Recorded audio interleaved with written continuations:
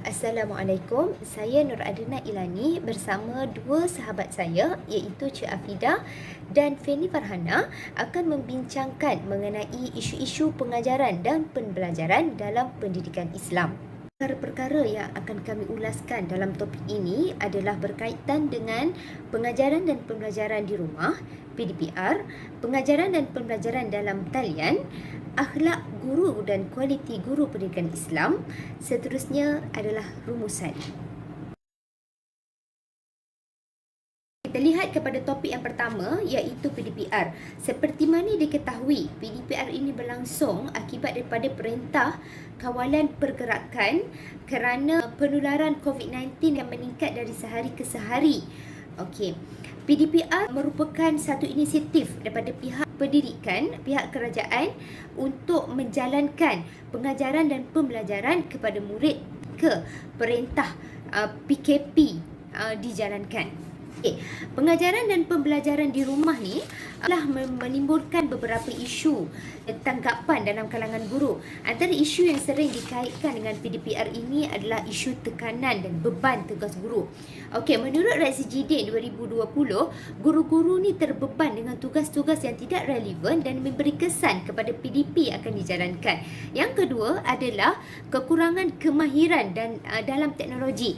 Okey, segelintir guru-guru berasa tertekan dan terbeban kerana mereka terpaksa menggunakan teknologi secara optimum semasa pengajaran dan pembelajaran dijalankan di rumah. Yang ketiga adalah memerlukan banyak masa untuk menghasilkan PDP dalam talian. Menurut Zul Azizi Nanawi 2020, guru pendidikan Islam terasa terbeban apabila mereka terpaksa menumpukan fokus mereka terlalu lama untuk menghasilkan bahan pengajaran dan pembelajaran mereka kepada murid, terutamanya dalam menggunakan teknologi untuk menghasilkan bahan pengajaran mereka lah. Okey, yang keempat adalah persekitaran pengajaran yang tidak kondusif. Menurut Masitaira 2020, persekitaran PDPR yang menyebabkan guru-guru ni terpaksa meimbangi tugas mereka mengajar, itu tugasan mereka mengajar di rumah dengan tugasan mereka sebagai ibu bapa di rumah. Okey, yang kelima adalah kurangnya sokongan ibu dan bapa. Menurut Golyong Itanaol 2020 dan Purwanto 2020, mendapati PDPR yang dijalankan kurang mendapat kerjasama daripada ibu bapa. Okey, sekiranya ibu bapa tidak memberi sokongan kepada usaha guru dalam melaksanakan PDPR ini, secara tidak langsung akan memberi kesan yang negatif kepada perkembangan pembelajaran anak-anak di rumah.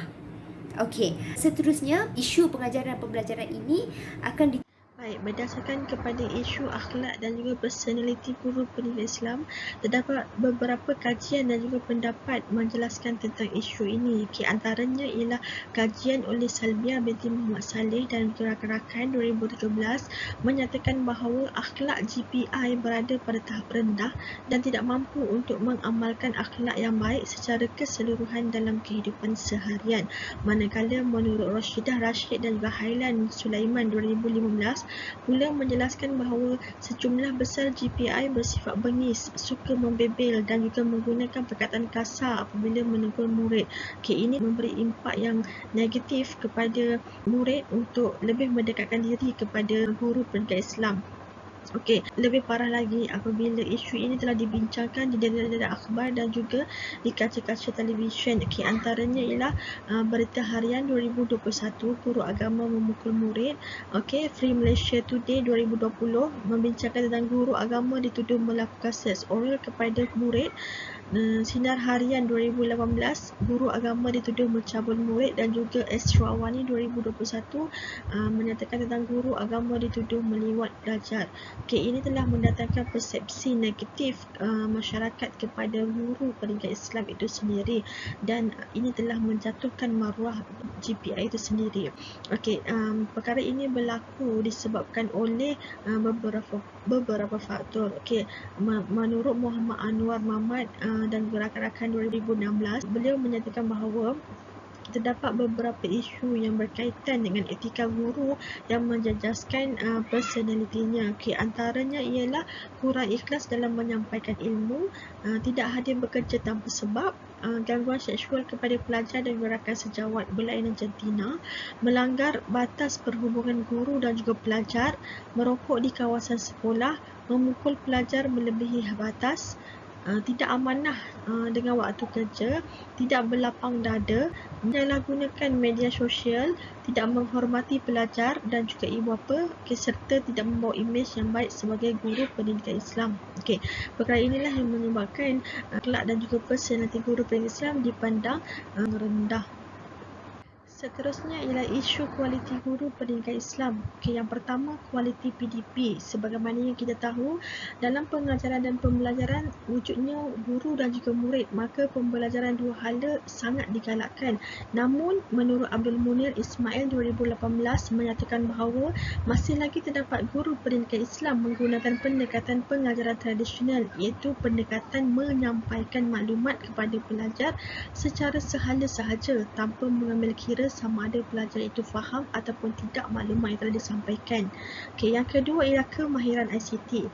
Pada masa kini kalau kita tengok, ICT itu adalah sangat penting untuk digunakan dalam pengajaran dan pembelajaran, tambah-tambah lagi musim pandemik COVID-19 sekarang.